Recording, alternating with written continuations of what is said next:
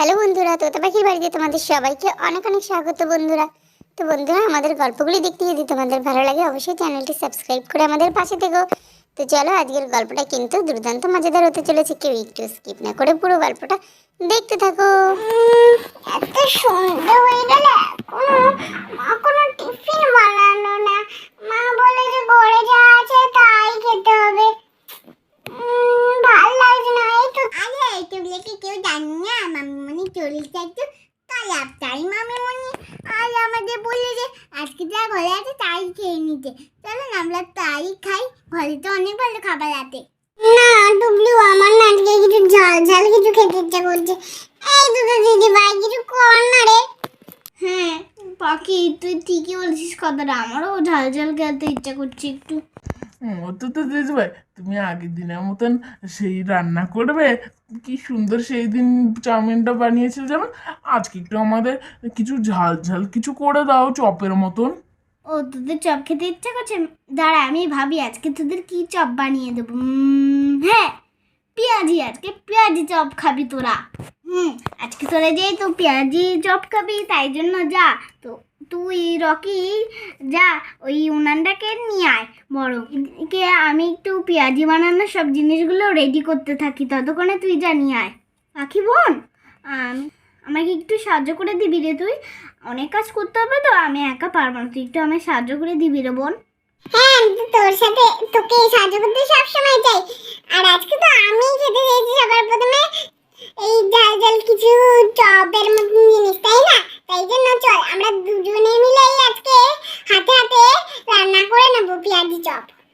আরে রকি দাদা, তুই হা করে কি দেখছিস? যা উনানটা নিয়ে আর চল দিদি ভাই, আমরা সব জিনিসপত্র রেডি করতে থাকি।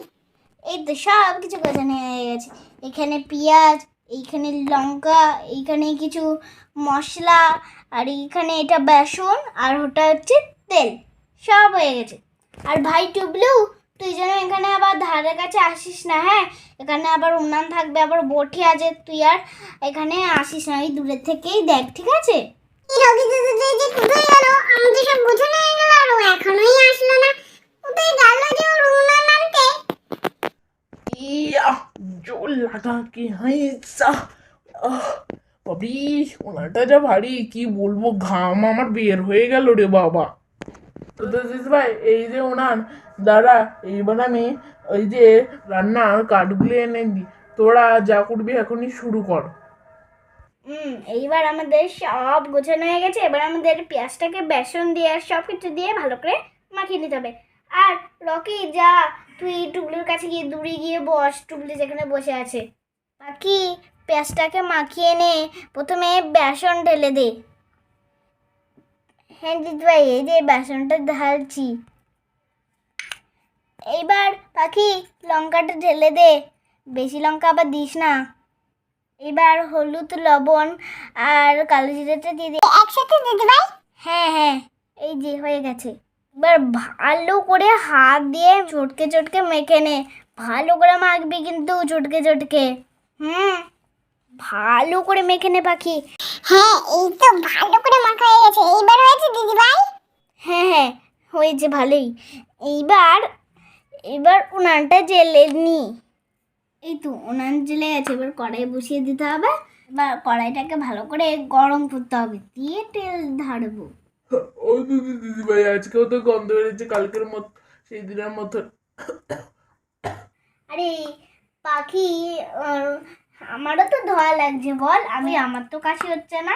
ঠিক আছে ঠিক আছে, ধোয়াটা আরেকটু পরেই বন্ধ হয়ে যাবে, দেখে নিস।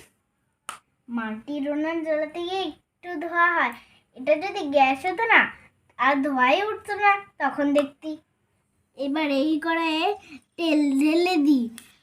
এই যে তেল ঢালা হয়ে গেল, আর তেলটাকে ভালো করে গরম করে নিতে হবে।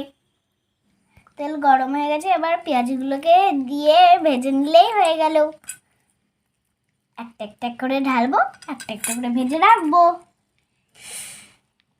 অনেকগুলো তেলে দিয়ে তারপরে ভেজে তুলে নেব। আর একটা দিই। বাকি ভালো করে মেখেছিস তো এটা? দিদি ভাই ভালো করেই মেখেছি। এই তো একটা সাইড ভাজা হয়ে গেছে, এবার উল্টে দিই। এই তো দিয়ে কি সুন্দর বাজাইছে একটা সাইডটা। এবার এইটাকে উল্টে দিই, সবগুলো উল্টে দিলে হয়ে যাবে। এই তো সুন্দর বাজা হয়ে গেছে। এবার এগুলো তুলে নিই। এবারে এগুলো তুলে নিন, তাহলেই হয়ে গেল। এই দিদি ভাই, এগুলো দেখে তো আমার মনে হচ্ছে এখনই একটা খাই। ও তুই এখন একটা খাবি? তাহলে যদি তোর গরম না লাগে মুখে তাহলে একটা খেতে পারিস তুই নিয়ে। হুম, একটা খাই আমি। দাঁড়া দাঁড়া, আমাকে আবার কড়াই দিতে দে।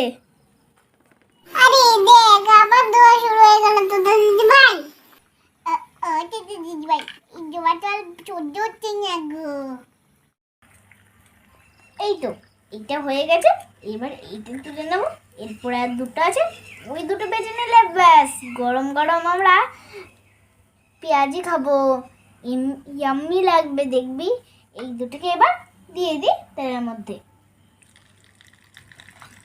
আর একটা আছে, ব্যাস এই হয়ে গেল ব্যাস। আর একটাও নেই, এই দুটো ভাজা গেলে আমাদের হয়ে গেল পেঁয়াজি ভাজা।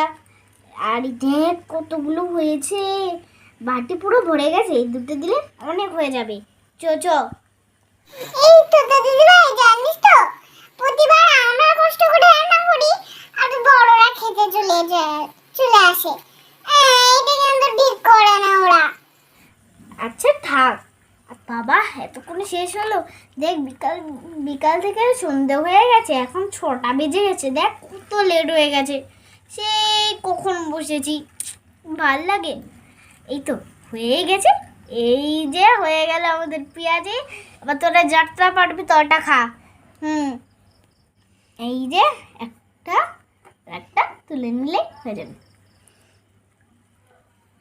এই পাখি তুই বলছিলিস না গরম গরম খাবে? এবার খেয়ে নে রে তাড়াতাড়ি সব। এবার খেয়ে দেখ কেমন হয়েছে। দেখতে যাও সবাই লেগে আমি একটা খেয়ে দেখি, তারপরে তোমরা সবাই খাবা। নে রে পাখি, টুবলু, রকি খা। উঠো তো দিদি ভাই, একটা কথা শুনবা তুমি? কি রে রকি? একটু এই পেঁয়াজের সাথে সস নিয়ে আসলে ভালো হতো না? না না, পেঁয়াজের সাথে সস খেতে নেই ভাই। ভালোই হয়েছে, আজকে আর বড়রা আসেনি। সব তাড়াতাড়ি চল, আমরাই খেয়ে ফেলি। এই জন্য ঘরের থেকে চপের গন্ধ আসছে। হ্যাঁ, তোরা নিজেরা চপ বানিয়ে একা একাই খেয়ে নিচ্ছিস আমাদের না দিয়ে। তোতা, তুমি আবার সেই উনানে রান্না করেছো, এটা কিন্তু একদম ঠিক করনি। হ্যাঁ, কখন কি বিপদ হয়ে যায়, মাটির উনানে রান্না করা সে কি মুখের কথা? আমি তাই এখনও ঠিক করে জাল দিতে পারি না, ধোয়া হয়। আর তুমি কিনা মাটির উনানে রান্না করছো? আমার না জানো তো দিদি ভাই, এটা ধোয়া দিলে না শুধু ধোয়া হয়।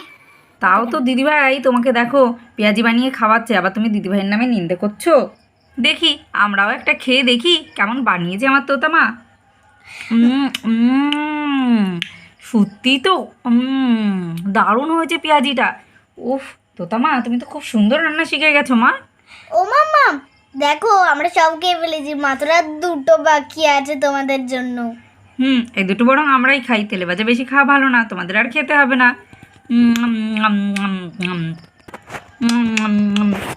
চলো চলো, এবারে ঘরে গিয়ে বই নিয়ে বসবে, সন্ধে হয়ে গেছে তো।